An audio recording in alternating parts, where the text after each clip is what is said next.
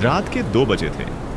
पुरानी Delhi railway station से एक आखिरी लोकल ट्रेन निकली जिसमें बस कुछ ही लोग थे। उनमें से एक था रवि, जो ऑफिस की लेट शिफ्ट खत्म करके घर लौट रहा था। ट्रेन के डिब्बे में सन्नाटा था, बस खिड़की से आती ठंडी हवा उसके चेहरे से टकरा रही थी। रवि की नज़र खिड़की से बाहर जाते अंधेरे पर थी। शहर की जगमगाहट धीरे धीरे पीछे छूट रही थी और अब चारों ओर बस वीरान अंधेरा था। जैसे जैसे ट्रेन आगे बढ़ रही थी, पटरी के दोनों ओर घनी झाड़ियों और उजाड़ फैक्ट्रियों की टूटी फूटी इमारतें दिख रही थी। रवि ने खिड़की से बाहर झांकते हुए कहा, आज कुछ अजीब लग रहा है, हमेशा की तरह नहीं। उसके चेहरे पर हल्की घबराहट थी, लेकिन उसने खुद को समझाया कि यह बस थकान की वजह से हो सकता है। तभी अचानक ट्रेन की रफ्तार धीमी होने लगी।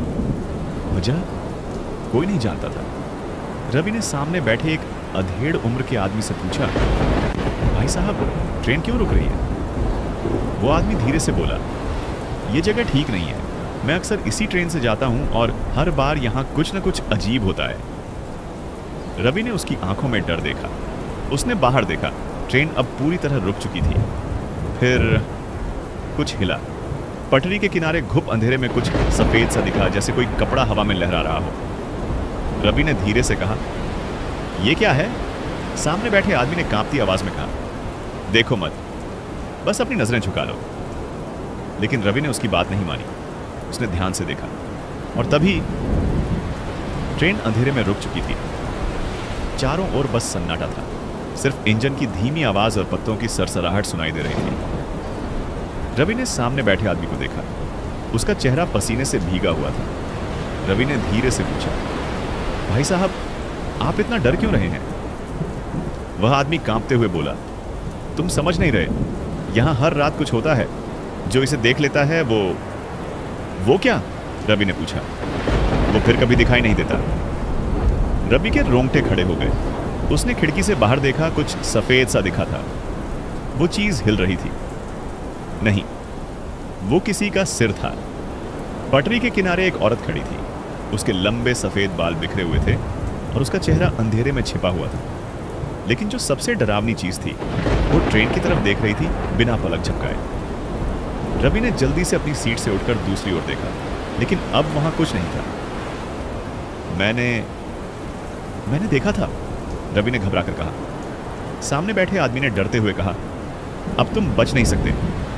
तभी ट्रेन अपने आप चालू हो गई। इंजन ने एक जोरदार झटका दिया और ट्रेन धीरे धीरे चलने लगी। लेकिन जैसे ही ट्रेन आगे बढ़ी, रवि ने खिड़की से देखा, वो औरत अब भी वहीं थी, लेकिन इस बार उसकी गर्दन लटक रही थी जैसे वो अभी अभी फांसी से उतरी हो। रवि के मुंह से कोई आवाज नहीं निकली। उसकी सांसें तेज हो गईं। ट्रेन अब धीरे धीरे आगे बढ़ रही थी, लेकिन रवि की आंखें अब भी उसी जगह पर थीं जहां वो औरत खड़ी थी। पर अब वो नहीं थी। वो कहां गई? रवि ने खुद से कहा। ट्रेन की रफ्तार अब तेज हो रही थी। रवि ने राहत की सांस ली और अपनी सीट पर सिर टिकाकर आंखें बंद कर ली। पर तभी खिड़की से ट्रेन के साथ साथ कुछ चलने की आवाज आई, जैसे कोई पटरी पर दौड़ रहा हो। धप धप धप। रवि ने घबराकर खिड़की से बाहर देखा। कोई वहां था। पटरी के किनारे एक साया ट्रेन के साथ साथ दौड़ रहा था। रवि ने घबराकर कहा, ये कैसे हो सकता है? पर यह कोई आम इंसान नहीं था। वो दौड़ नहीं रहा था, वो हवा में तैर रहा था। रवि की आंखें चौड़ी हो गईं। उसने ट्रेन में बैठे दूसरे यात्रियों की तरफ देखा। कोई और इसे देख नहीं रहा था। साया अब ट्रेन के और करीब आ रहा था। तभी ट्रेन की लाइट झपकने लगी। रवि का दिल अब इतनी तेज धड़क रहा था कि उसे लगा वह किसी भी पल बेहोश हो सकता है। और फिर साया अचानक खिड़की के पास आ गया। वो एक औरत थी। उसका चेहरा पूरा जल चुका था। उसकी आंखों से अंधेरा टपक रहा था और उसके होंठ हिले। तुम बच नहीं सकते। रवि ने चीखने के लिए मुंह खोला, लेकिन आवाज नहीं निकली। ट्रेन अब सुरंग में घुस चुकी थी और चारों तरफ घना अंधेरा छा गया था। लेकिन रवि जानता था, ट्रेन के अंदर अजीब सा सन्नाटा था। ऐसा लग रहा था जैसे हवा भी ठहर गई हो। रवि ने कांपते हुए इधर उधर देखा। बाकी यात्री सामान्य थे, जैसे उन्होंने कुछ देखा ही न हो। लेकिन रवि जानता था कि कुछ था। खिड़की के शीशे पर नमी जमने लगी थी, जैसे कोई उसे बाहर से छू रहा हो। रवि ने कांपते हाथों से कांच पर उंगलियां फेरी। कोई निशान नहीं था। यह सब मेरा भ्रम है ना? अचानक ट्रेन के अंदर ही एक धीमी हंसी गूंजी। रवि के रोंगटे खड़े हो गए। वह तेजी से पीछे मुड़ा, पर वहां कुछ नहीं था। तभी उसकी सीट के ठीक पीछे बैठे आदमी की गर्दन धीरे धीरे एक अजीब एंगल में मुड़ने लगी। कर्रर।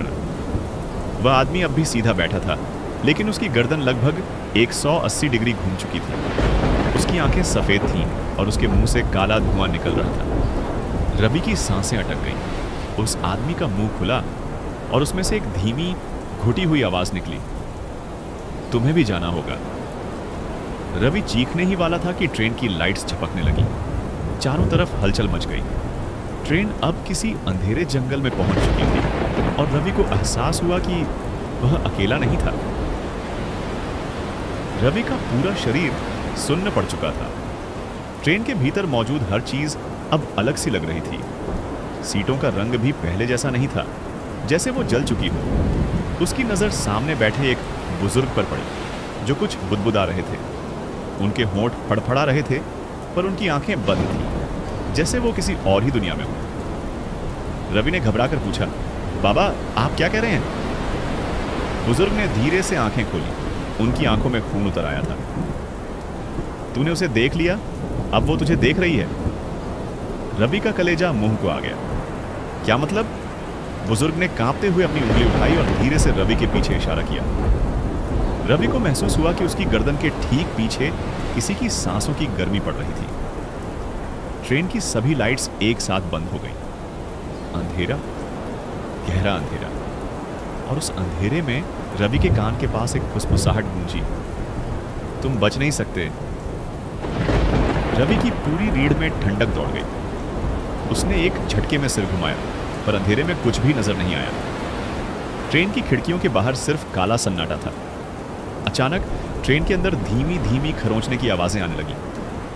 पहले सीटों से, फिर दीवारों से, फिर छत से। खर्र खर्र खर्र। रवि ने महसूस किया कि कुछ उसके ठीक बगल में बैठा था। उसका दिल इतनी तेज धड़क रहा था कि लगा अभी फट जाएगा। उसने धीरे धीरे अपना सिर घुमाया। वो वहीं थी, वहीं जलता हुआ चेहरा, वही सफेद उलझे बाल। उसकी आंखें खाली थीं, जैसे उनमें कोई आत्मा ही नहीं बची हो। पर इस बार वो मुस्कुरा रही थी।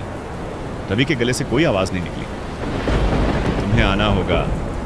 और तभी उसका हाथ आगे बढ़ा। रवि का दिमाग सुन्न हो गया। वो अपनी जगह से हिल भी नहीं पाया। उसका हाथ रवि की कलाई तक पहुंच चुका था। बर्फ जैसी ठंडी पकड़। और फिर ट्रेन तेज झटके से रुक गई। दरवाजे खुल गए। बाहर गहरा कोहरा था। कोहरे के बीच कोई खड़ा था। रवि ने अपनी धड़कनों को काबू में करने की कोशिश की, लेकिन उस ठंडी पकड़ से निकल पाना मुश्किल था। ट्रेन के दरवाजे खुले थे, पर कोई यात्री उतर नहीं रहा था। सभी पत्थर जैसे जमे बैठे थे। रवि की नजर कोहरे के बीच खड़ी उस आकृति पर पड़ी। वो एक इंसान जैसा कुछ था, पर उसका चेहरा साफ नहीं दिख रहा था। अचानक ट्रेन के भीतर मौजूद सभी यात्रियों ने एक साथ सिर उठाया। उनकी आंखें सफेद थीं। रवि ने कांपते हुए अपने बाजू की ओर देखा। वो जलती हुई औरत अब गायब हो चुकी थी, लेकिन उसकी फुसफुसाहट अब भी कानों में गूंज रही थी, उतर जाओ। रवि का पूरा शरीर सुन्न पड़ गया। फिर उस साए ने धीरे धीरे अपना हाथ बढ़ाया। ट्रेन की लाइटें फिर से झपकने लगी, और अगले ही पल रवि को ऐसा लगा जैसे कोई चीज उसे ट्रेन से खींच रही हो। रवि ने अपने पैरों को जमीन में जमाने की कोशिश की, लेकिन उस अदृश्य ताकत ने उसे झटका देकर आगे खींच लिया। नहीं, उसने पूरी ताकत लगाकर खुद को रोका, लेकिन उसके कदम धीरे धीरे ट्रेन के दरवाजे की तरफ बढ़ते जा रहे थे। बाहर खड़ा वो साया अब और भी साफ नजर आने लगा। टूटी हुई हड्डियां, मुड़े तुड़े हाथ और चेहरा जो इंसान का नहीं था। वो चीज ट्रेन के अंदर आना चाह रही थी। रवि ने खुद को पीछे धकेलने की कोशिश की, लेकिन तभी पूरी ट्रेन एक जोरदार झटके से हिल गई। एक चीख गूंजी, पर वो रवि की नहीं थी। ट्रेन के हर कोने से अजीब अजीब परछाइयां निकलने लगी। वो छत से लटक रही थी, सीटों के नीचे से घिसट रही थी और अंधेरे में सरसराहट कर रही थी। रवि ने किसी तरह अपने होश संभाले और अपने ठीक पास बैठे बुजुर्ग को हिलाया। बाबा, ये सब क्या हो रहा है? बुजुर्ग ने धीरे से अपना सिर उठाया। अब तुम्हारी बारी है। और तभी बुजुर्ग का चेहरा पिघलने लगा। रवि ने डर के मारे एक झटके में पीछे हटने की कोशिश की, लेकिन उसकी पीठ से कोई टकराया। उसने कांपते हुए पीछे मुड़कर देखा। वो औरत अब ठीक उसके पीछे खड़ी थी। अब भागकर कहां जाओगे? ट्रेन के अंदर अंधेरा और घना होता जा रहा था। वो परछाइयां अब चारों ओर घूमने लगी थीं, जैसे किसी अनदेखी ताकत ने पूरे डिब्बे को जकड़ लिया हो। रवि ने कांपते हुए उस औरत की तरफ देखा, जिसकी जली हुई आंखें सीधे उसकी आत्मा में झांक रही थीं। अब बचने की कोशिश मत करो। उसकी आवाज हवा में गूंज रही थी, लेकिन उसके होंठ हिल भी नहीं रहे थे। रवि का दिमाग सुन्न पड़ चुका था। उसे लग रहा था जैसे उसकी सांसें धीरे धीरे बंद हो रही हैं। नहीं, नहीं। उसने खुद को झटका देकर पीछे किया, लेकिन तभी ट्रेन जोरदार झटके से चली। रवि लड़खड़ाया और जमीन पर गिर पड़ा। उसने घबराकर दरवाजे की तरफ देखा। वो साया अब गायब हो चुका था। चारों ओर फिर से सन्नाटा छा गया, पर कुछ बदला बदला सा लग रहा था। रवि ने कांपते हुए खिड़की से बाहर झांका। ट्रेन उसी जगह पर थी जहां से चली थी, लेकिन कुछ गलत था।